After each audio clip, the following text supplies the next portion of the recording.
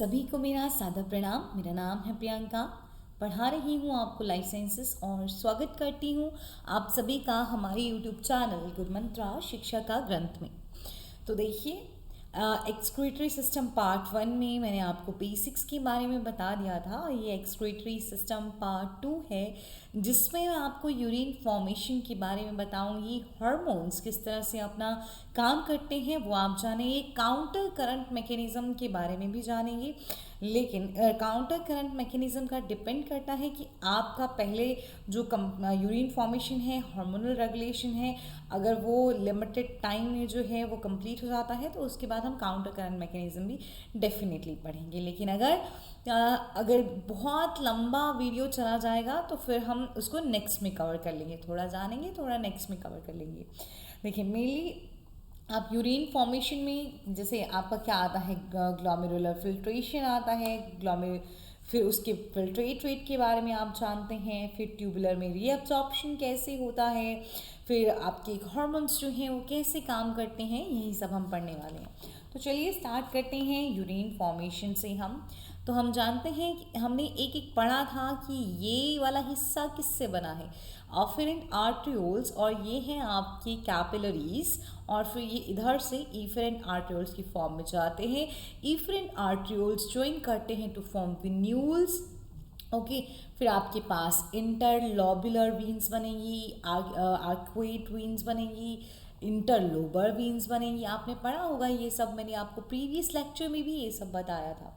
तो देखिए, यूरिन के प्रोडक्शन के लिए कौन कौन काम करते हैं बताइए। नेफ्रॉन्स ही काम करेंगे क्योंकि किडनी में वही तो मेन यूनिट्स हैं।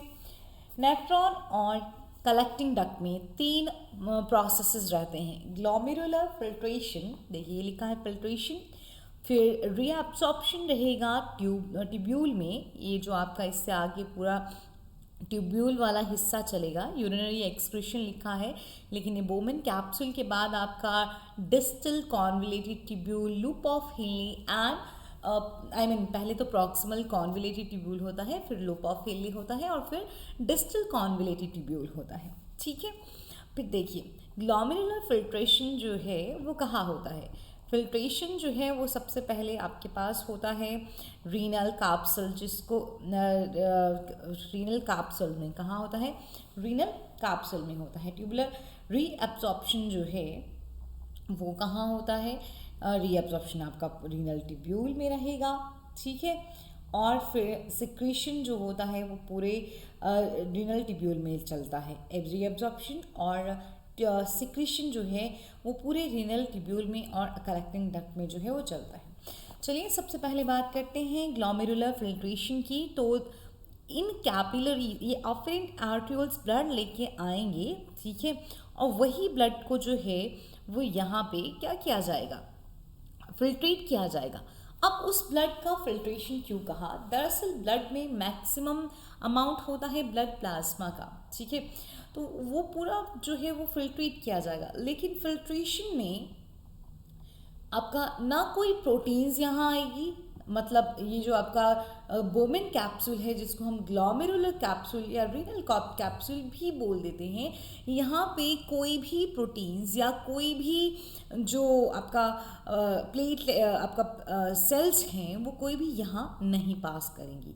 तो मतलब आपके कुछ ही सब्सटेंसेस मॉलिक्यूल्स होंगे जैसे कि amino acid, glucose, nitrogenous waste, वही जो है इससे क्रॉस करते हुए आएंगे। ठीक है, तो इसीलिए क्योंकि यहाँ पे फिल्ट्रेशन हुआ, फिल्ट्रेशन प्रोसेस हुआ, मतलब लास्ट मॉलिक्यूल्स जो हैं प्रोटीन्स, फिर आपके पास फॉर्म्ड एलिमेंट्स, वो जो है इसको पास नहीं कर पाए, तो इसीलिए हमने इसको क्या बोला, फिल्ट्रेशन कहा, अल्ट्रा फिल्ट्रेशन कहा।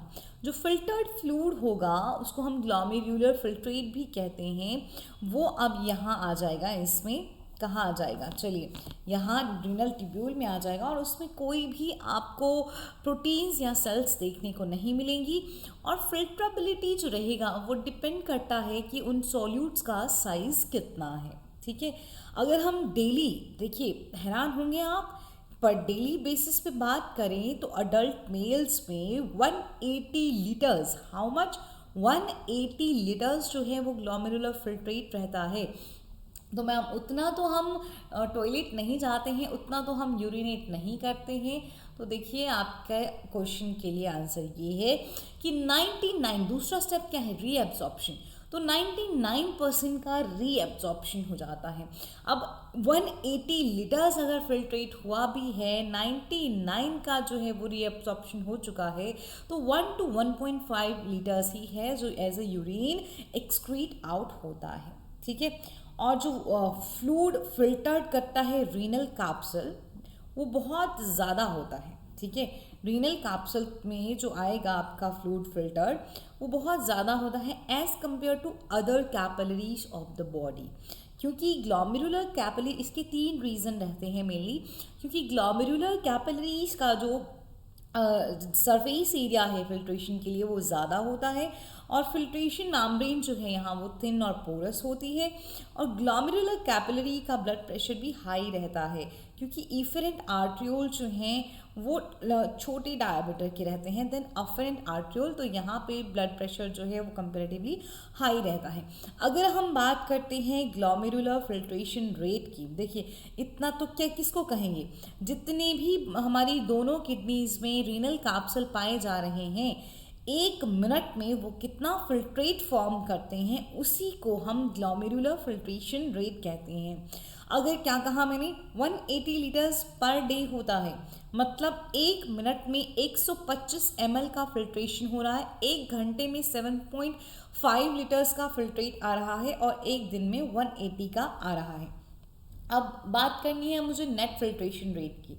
देखिए नेट फिल्ट्रेशन, यहाँ पे जो ये कैपिलरीज हैं ये धकाएंगी इस तरफ को, ठीक है, बोमेन्स कैप्सूल की तरफ को धकाएंगी जो आप फ्लूइड होगा।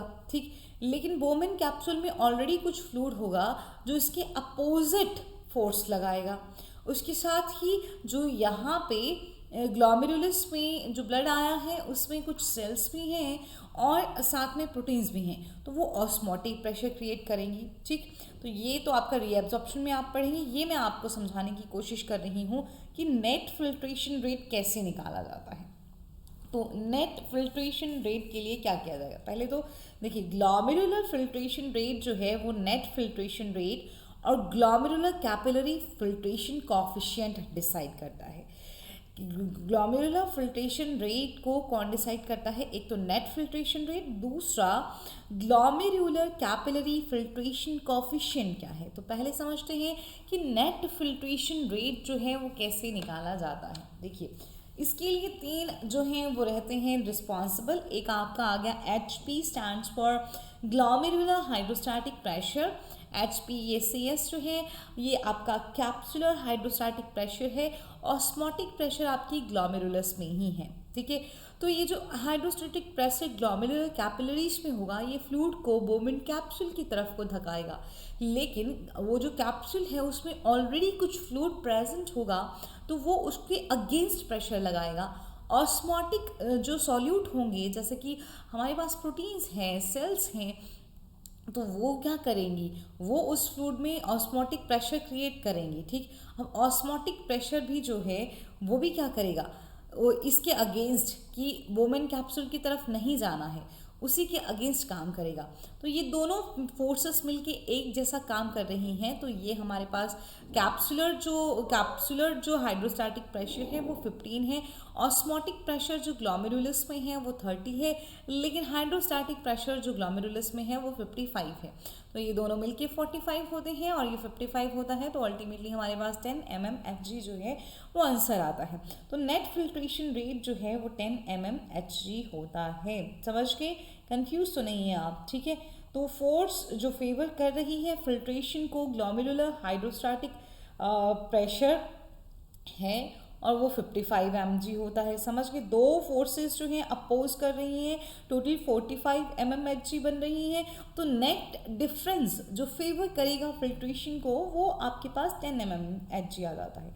फिर हम बात करते हैं कि रेगुलेशन कैसे होगा, ग्लोमेरुलर फिल्ट्रेशन का जो रेगुलेशन होता है वो कैसे होता है, मतलब क्या पूछने की कोशिश कर रही हूँ मैं कि मतलब कैसे आपका ग्लोमेरुलर फिल्ट्रेट ज़्यादा होगा कम होगा, ये चीज़ कैसे डिसाइड होती है। ठीक है, अब इस चीज़ को डिसाइड करने के लिए हम क्या करेंगे, ठीक है, इस चीज़ को डिसाइड करने के लिए देखिए तीन जो है मैकेनिज्म काम कर रहे होते हैं।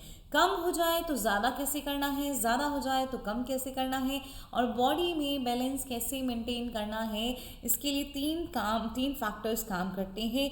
एक तो आपके हार्मोन्स हो जाते हैं, एक तो आपका न्यूरल रेगुलेशन होता है ग्लोमेरुलर फिल्ट्रेशन रेट का जो सिंपैथेटिक एक्टिवेशन से होगा, दूसरा आपका हार्मोनल एक्शन भी रहेगा, तीसरा एक और जो मैंने यहाँ नहीं ऐड किया है वो है renal auto regulation of glomerular filtration rate. देखिए पहले मैं आपको सिंपैथेटिक का समझा देती हूँ, ठीक है। देखिए क्या होता है कि जो जितनी भी ब्लड वेसल्स होती हैं किडनी में, ठीक, इंक्लूडिंग देखिए अगर ग्लोमेरुलर फिल्ट्रेशन रेट के लिए अगर हमें चाहिए तो आपने वैसो कंस्ट्रिक्शन और वैसो डायलेशन तो सुना है, मैंने आपको पहले भी बताया है, ठीक है। और वैसो कंस्ट्रिक्शन वैसो डायलेशन ही अल्टीमेटली इंक्रीज ब्लड प्रेशर में और डिक्रीज ब्लड प्रेशर में अपना रोल प्ले करती हैं, ठीक। देखिए जितनी भी ब्लड वेसल्स होती हैं किडनी में, चाहे हम अफेरेंट एंड इफेरेंट आर्टरियोल्स की बात करें तो सभी में सिंपैथेटिक नर्व्स जो हैं वो पाई जाती हैं। रीनल सिंपैथेटिक नर्व्स जब एक्टिवेट होती हैं तो एपिनेफ्रिन नॉर एपिनेफ्रिन को रिलीज करती हैं। नॉर एपिनेफ्रिन जो है वो वेसल्स का कॉन्स्ट्रिक्शन कर देते हैं, वेसल का क्या कर देते हैं, कॉन्स्ट्रिक्शन कर देते हैं, और इससे क्या होता है अफेरेंट आर्टरियोल्स जो हैं वो क्या होते हैं, वेसो कंस्ट्रिक्ट हो गए, मतलब वेसल्स क्या हो गई, कंस्ट्रिक्ट हो गई, तो ग्लोमेरुलर फिल्ट्रेशन रेट जो है वो आपका डिक्रीज हो सकता है या इंक्रीज हो सकता है। बताइए क्या होगा, आपका ग्लोमेरुलर फिल्ट्रेशन रेट जो है वो डिक्रीज हो जाएगा जब वेसल्स का क्या होगा, वैसो कंस्ट्रिक्शन होगी। Norepinephrine causes vasoconstriction of afferent arteriole, और जिसकी वजह से वो ग्लोमेरुलर फिल्ट्रेशन रेट को जो है डिक्रीज कर देगा। ठीक है, समझ गए आप या नहीं समझे? अफेरेंट आर्टरियोल्स का क्या हो जाएगा, कंस्ट्रिक्शन, और ग्लोमेरुलर फिल्ट्रेशन रेट जो है वो डिक्रीज हो जाएगा। ग्लोमेरुलस में जो जाना था ब्लड का फ्लो वो डिक्रीज हो जाएगा। ठीक है, चलिए ओके। अब वैसो डायलेशन हो जाए तो क्या होगा, वैसो डायलेशन हो जाए तो ब्लड जो है वो ग्लोमेरुलस में ज़्यादा होगा।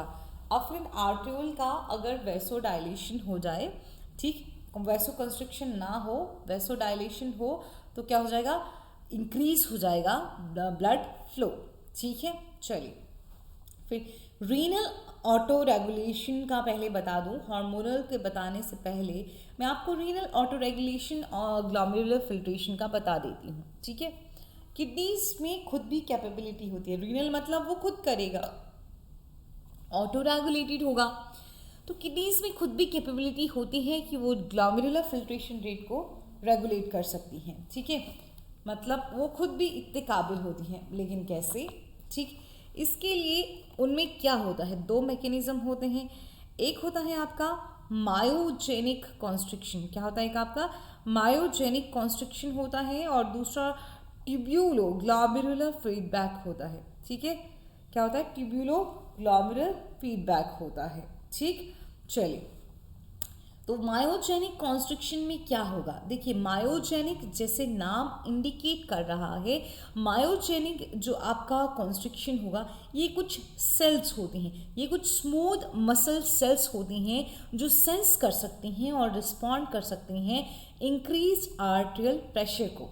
तो जैसे ही ब्लड प्रेशर राइज करता है ग्लोमेरुलर फिल्ट्रेशन रेट भी राइज करता है, क्योंकि जो रीनल ब्लड फ्लो है वो इंक्रीज हुआ है।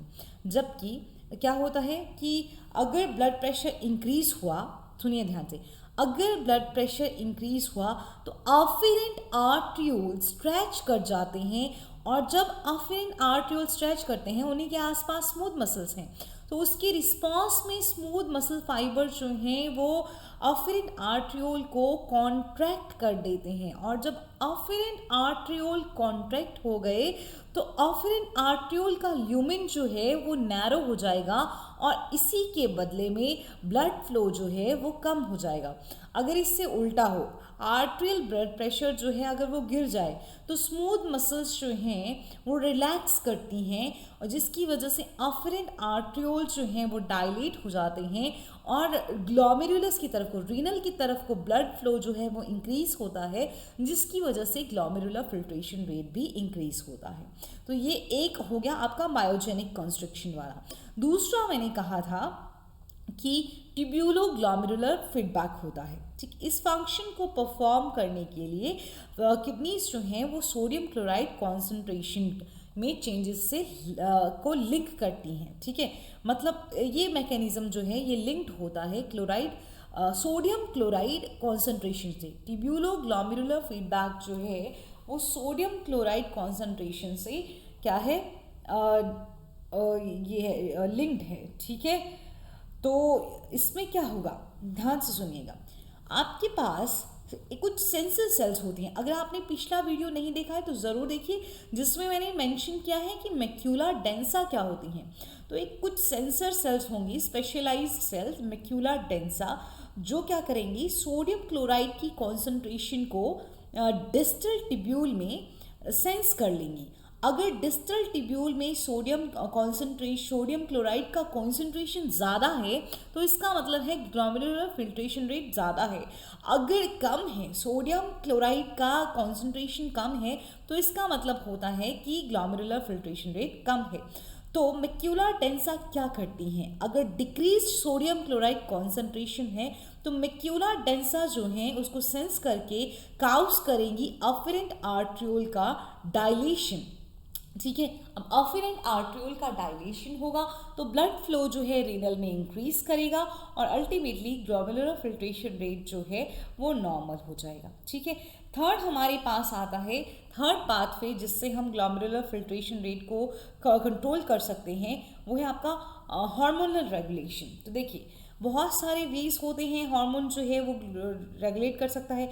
एक तो आपने नॉरएपिनेफ्रिन, एपिनेफ्रिन पढ़ लिया, ये भी हार्मोन्स का काम हो रहा है, ठीक है। ये जो है एड्रिनल मेड्यूला से रिलीज होते हैं और ये क्या करते हैं, ये कंस्ट्रिक्ट कर देते हैं अफरेंट एंड इफरेंट आर्ट्रियोल को, दोनों को ही कंस्ट्रिक्ट करते हैं। इफरेंट और अफरेंट आर्ट्रियोल को कंस्ट्रिक्ट करके काउस कर सकते हैं reduction in glomerular filtration rate. लेकिन अगर देखिए क्या होता है, अगर डायलेशन होता है हमेशा तो इंक्रीज भी हो रहा है, ठीक। दूसरा हमारे पास आता है एंजियोटेंसिन 2, ठीक। एंजियोटेंसिन 2 जो है वो कैसे काम करता है, एंजियोटेंसिन 2 भी एक वैसोकंस्ट्रिक्टर है। एंजियोटेंसिन 2 क्या है, एक वैसोकंस्ट्रिक्टर है, अब ये रीनल वैसोकंस्ट्रिक्टर है। किसका, रीनल का वैसोकंस्ट्रिक्टर है। तो जब ब्लड वॉल्यूम जो है एंड ब्लड प्रेशर जो है डिक्रीज होता है तो जक्स्ट्रोग्लोमेरुलर सेल्स जो है वो सिक्रेट करती हैं रेनिन को। रेनिन एक्टिवेट करता है एंजियोटेंसिन 1 को और एंजियोटेंसिन कन्वर्टिंग एंजाइम जो है एंजियोटेंसिन 1 को उस 2 में कन्वर्ट कर देता है, जो पावरफुल वैसोकंस्ट्रिक्टर है और रीनल ब्लड फ्लो को डिक्रीज करता है और फिर ग्लोमेरुलर फिल्ट्रेशन रेट को भी डिक्रीज कर देता है, ठीक है। समझ गए कि क्या करेगा ये, एरिथ्रोपोइटिन रिलीज जो होता है वो रेड ब्लड सेल की फॉर्मेशन को इंक्रीज करता है। इसी के साथ ही एंजियोटेंसिन 2 एक अलग तरह से भी काम कर सकता है। कैसे ये काम कर सकता है अलग तरह से, देखिए हार्मोन एक तो आपने एंजियोटेंसिन का तो आपने पढ़ ही लिया, उसके साथ ही अल्डोस्टेरोन और एंटी डायूरेटिक हार्मोन भी काम करते हैं, ठीक है। अल्डोस्टेरोन का समझिएगा क्या होता है, अल्डोस्टेरोन जो है वो क्या कर सकता है, अल्डोस्टेरोन ये एंजियोटेंसिन जो है वो एड्रिनल कॉर्टेक्स से अल्डोस्टेरोन को भी रिलीज करवाता है, ठीक। और अल्डोस्टेरोन कलेक्टिंग डक्ट के पास कुछ प्रिंसिपल सेल्स होती हैं, ठीक, उनको स्टिमुलेट करता है और रीएब्सॉर्ब करवाता है सोडियम को और सिक्रीट करवाता है पोटेशियम को। क्या करता है ये, रीएब्सॉर्ब करता है किसको, सोडियम को, और सिक्रीट करवाता है पोटेशियम को, ठीक। एंजियोटेंसिन 2 दरअसल ग्लोमेरुलर फिल्ट्रेशन रेट जो है उसको डिक्रीज कर देता है, ये तो याद रखिएगा आप, ये वैसोकंस्ट्रिक्शन करके अफरेंट आर्ट्रियोल्स का। दूसरा ये रीअब्जॉर्प्शन करवाता है सोडियम क्लोराइड एंड वाटर का इन प्रॉक्सिमल कॉन्वोल्यूटेड ट्यूब्यूल, एंजियोटेंसिन 2 की बात कर रही हूँ, ठीक है। तीसरा देखिए, सोडियम का रीअब्जॉर्प्शन करा रहा है, क्लोराइड का एंड वाटर का जो है प्रॉक्सिमल कॉन्वोल्यूटेड ट्यूब्यूल में रीअब्जॉर्प्शन है। तीसरा, ये अल्डोस्टेरोन को स्टिमुलेट करता है, उसके रिलीज को स्टिमुलेट करता है। और फिर अल्डोस्टेरोन जो है, अल्डोस्टेरोन क्या करता है, अल्डोस्टेरोन बदले में प्रिंसिपल सेल्स होंगी कलेक्टिंग डक्ट में, ठीक, उनको स्टिमुलेट करता है ताकि वो सोडियम को रीअब्जॉर्ब करें और सिक्रीट करें ज़्यादा पोटेशियम। इससे क्या होगा ये आपको समझ आ जाएगा लेटर सेक्शन में, ठीक है। एंटी डायूरेटिक हार्मोन भी होता है, ठीक है। एंटी डायूरेटिक ये लिखा है, anti diuretic hormone. Anti diuretic hormone जो है वो क्या है, वो वैसोप्रेसिन की तरह काम करता है, ठीक है। पिट्यूटरी, पोस्टीरियर पिट्यूटरी से रिलीज होता है ये हार्मोन, ये भी आप जानते हैं। और ये वाटर रीअब्सॉर्प्शन के लिए रिस्पॉन्सिबल होता है डिस्टल कॉन्वोल्यूटेड ट्यूब्यूल में और कलेक्टिंग डक्ट में, ठीक है। अब ये एडीएच जो है ये वाटर रीअब्सॉर्प्शन को इंक्रीज करता है। एडीएच क्या करता है, वाटर जो रीअब्सॉर्प्शन है उसको इंक्रीज करता है। अगर देखिए कोई इंडिविजुअल बहुत पानी पी रहा है, ठीक है, या ये समझ लो कि उसने पहले ये समझ लो कि उसने कोई पानी पिया ही नहीं, ठीक, तो पोस्टीरियर जो लोब होगा पिट्यूटरी का वो अपने आप वैसोप्रेसिन को रिलीज करेगा ताकि वो वाटर को क्या कर सकें, ज़्यादा से ज़्यादा बॉडी में रिटेन कर सकें, रीअब्जॉर्व कर सकें और लेस यूरिन जो है वो फॉर्म हो, ठीक।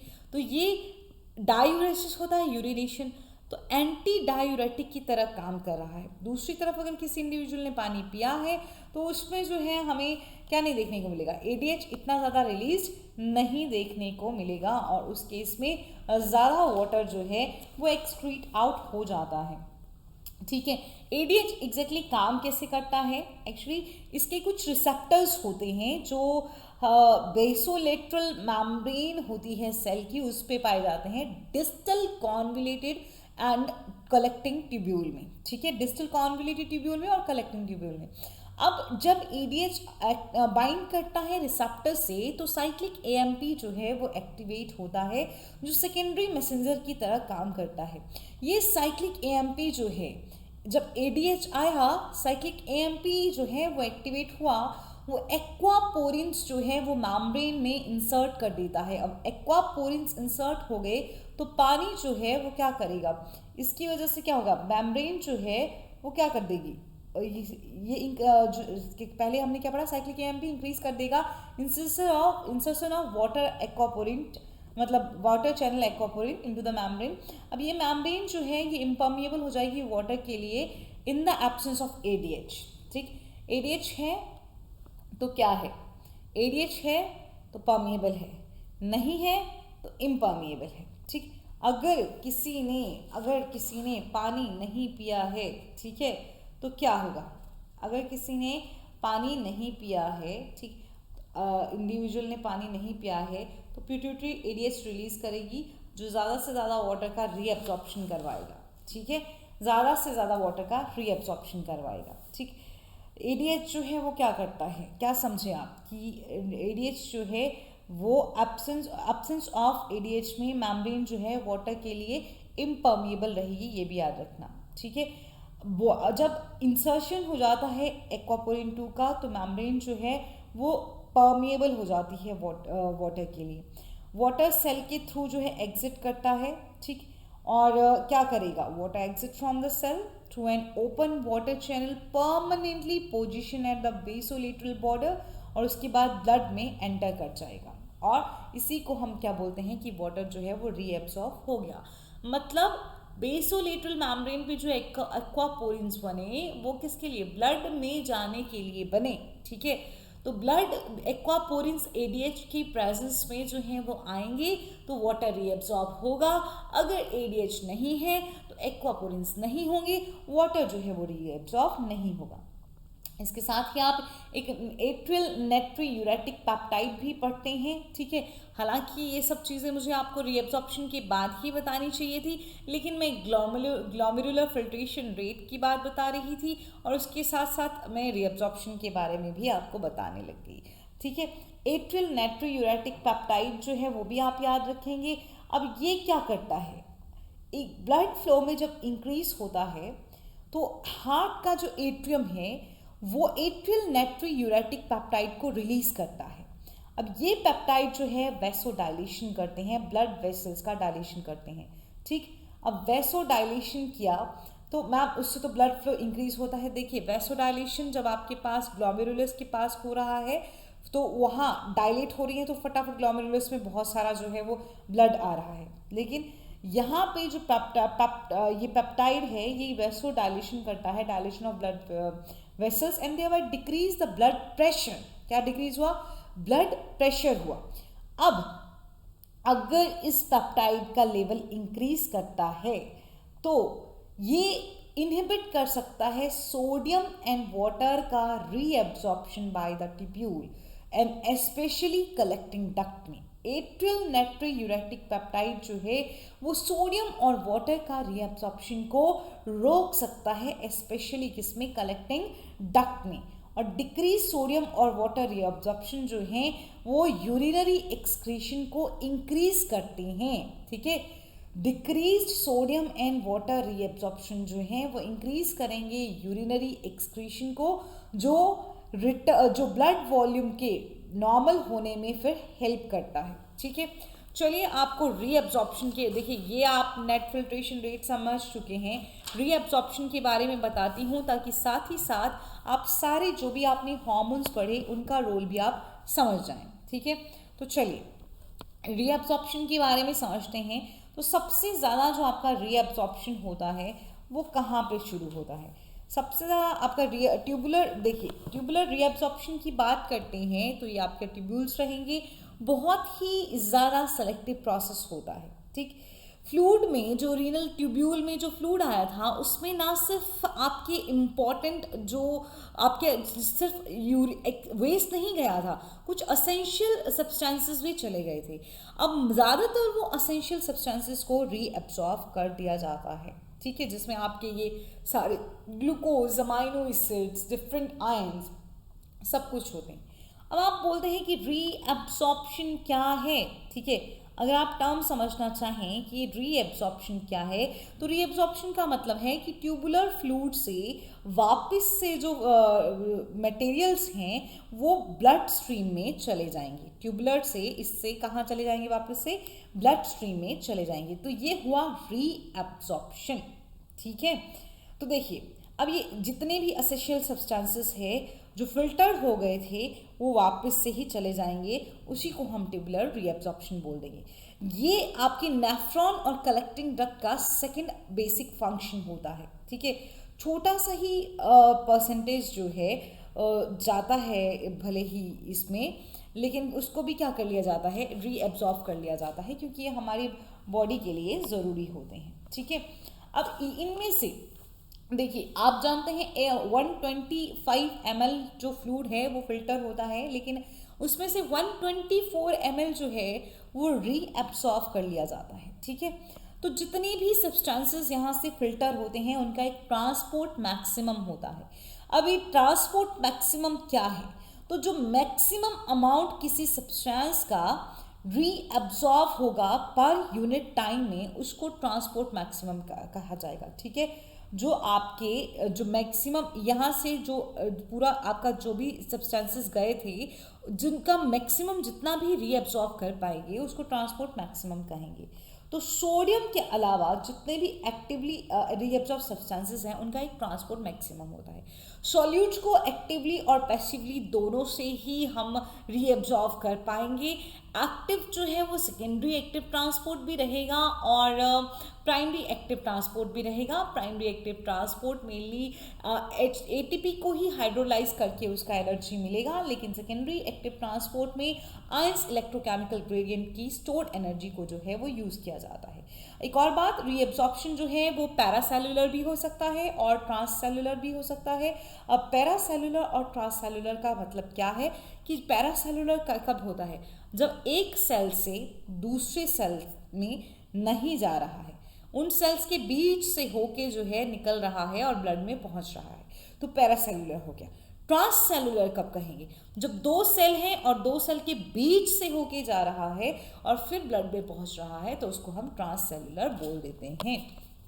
ठीक है, चलिए अब आप देखेंगे कि ट्यूबुलर सिक्रेशन में हाइड्रोजन आयंस भी रहेंगे। हाइड्रोजन आयन ब्लड के पीएच को मेंटेन करते हैं, और यूरिया का, क्रिएटिनिन का, कुछ ड्रग्स का भी जो है वो सिक्रेशन रहता है सब्सटेंसेस का, उनको ब्लड से रिमूव कर दिया जाता है क्योंकि वो बॉडी के लिए ज़रूरी नहीं होते हैं।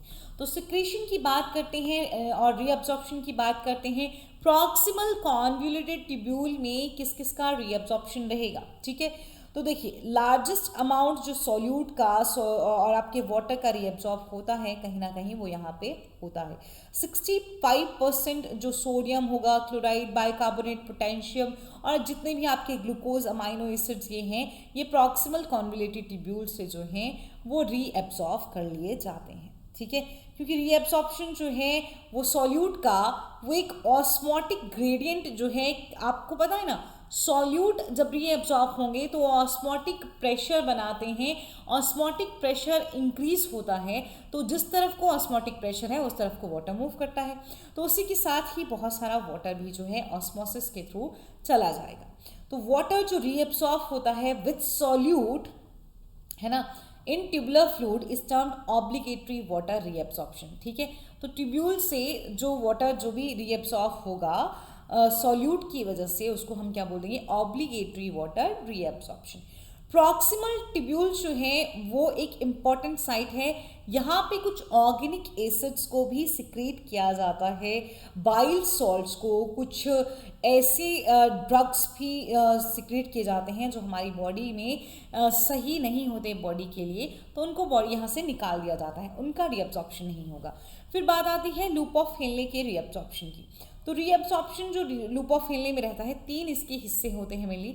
एक तो ये डिसेंडिंग लिम्ब हो गया, असेंडिंग में आपको थिन और थिक रीजन दिखते हैं। तो डिसेंडिंग सेगमेंट जो होता है ये वाटर के लिए परमिएबल, देखिए आप, ये वाटर के लिए परमिएबल होता है, ठीक है, लेकिन बाकी की सॉल्यूट के लिए मॉडरेटली परमिएबल होता है। 20% जो फिल्टर्ड वाटर होता है वो इसी लूप ऑफ हेनले से रीअब्जॉर्ब हो जाता है, ठीक। अब और ऑलमोस्ट इसका जो है आपको कहाँ दिखेगा, ज़्यादातर थिन डिसेंडिंग सेगमेंट में भी आपको दिखेगा, ठीक है। थिन डिसेंडिंग सेगमेंट में ही आपको इसका वाटर का रीअब्जॉर्प्शन जो है वो ज़्यादातर दिखेगा, ठीक। असेंडिंग लूप ऑफ हेनले में थिन और थिक सेगमेंट दोनों हैं।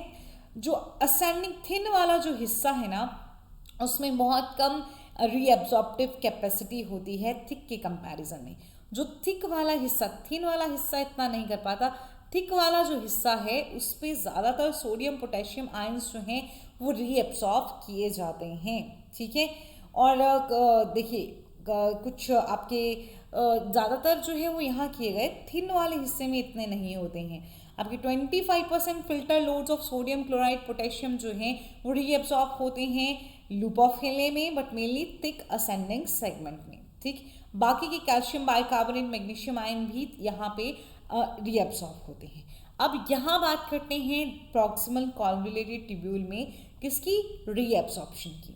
तो जो अर्ली डिस्टल कॉन्वोल्यूटेड ट्यूब्यूल है उसके characteristic thick ascending loop of Henle की तरह ही हैं, वो वैसे ही रीअब्सॉर्ब करता है सोडियम को, क्लोराइड को, कैल्शियम, मैग्नीशियम को, बट मोस्टली इम्पर्मिएबल होता है वाटर एंड यूरिया के लिए।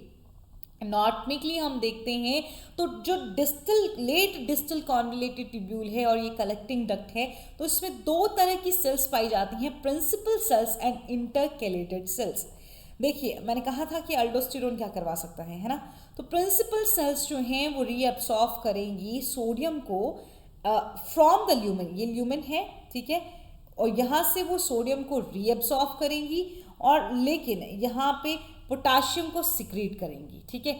सोडियम को रीअब्सॉर्ब करेंगी, पोटाशियम को सिक्रीट करेंगी प्रिंसिपल सेल्स, ठीक है। और इंटरकेलेटेड सेल्स जो हैं वो बदले में सोडियम को रीअब्सॉर्ब करती हैं, बाइकार्बोनेट्स को रीअब्सॉर्ब करती हैं ल्यूमेन से, लेकिन हाइड्रोजन आयन को ल्यूमेन में सिक्रीट करती हैं, समझ गए।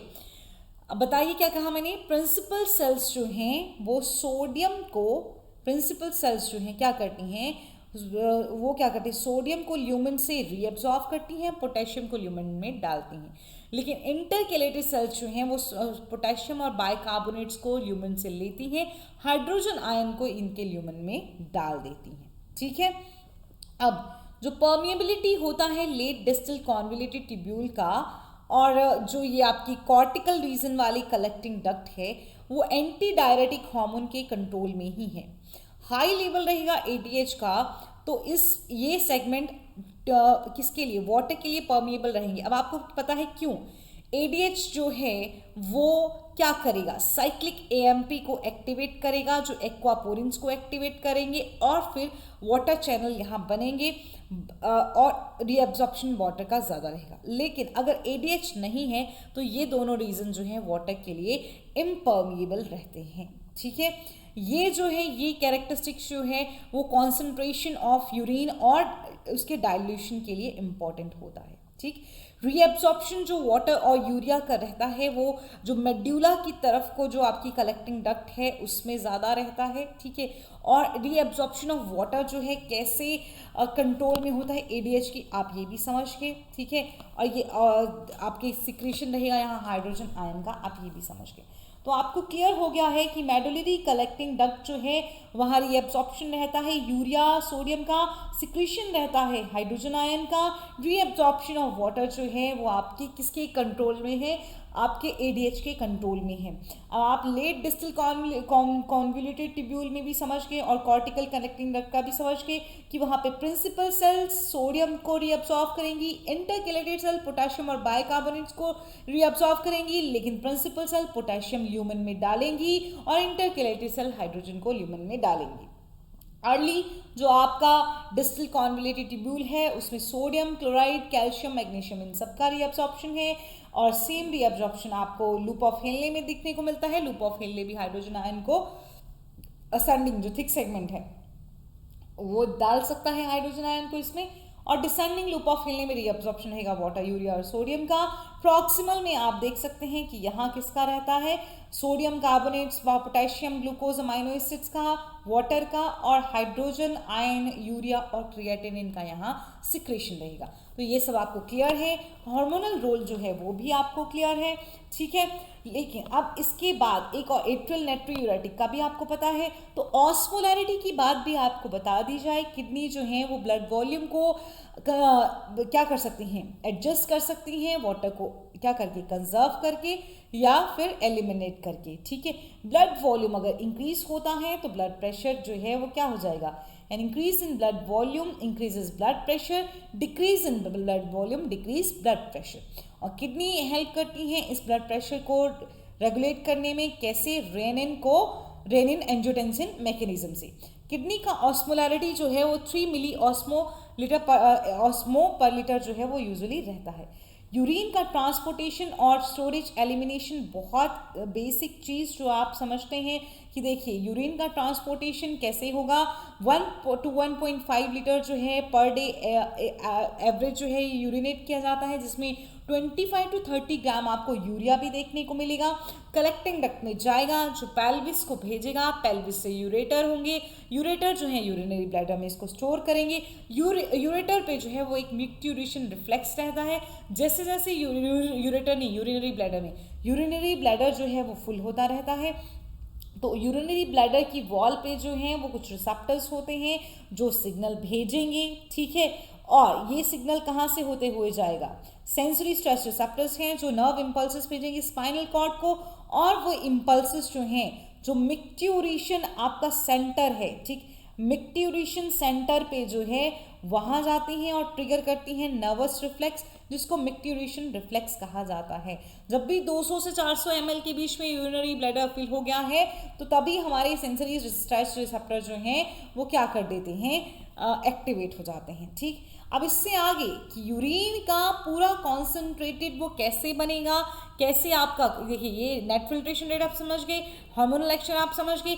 अब ये काउंटर करंट मैकेनिज्म अब आपको नेक्स्ट ही लेक्चर में बताया जाएगा। आज के लिए इतना ही, धन्यवाद। लेकिन आपको नहीं भूलना है कि आप जो है वो क्या कर सकते हैं, CSIR नेट के लिए प्रिपेयर कर सकते हैं, और इसकी प्रिपरेशन के लिए आप अनअकैडमी ज्वाइन कर सकते हैं।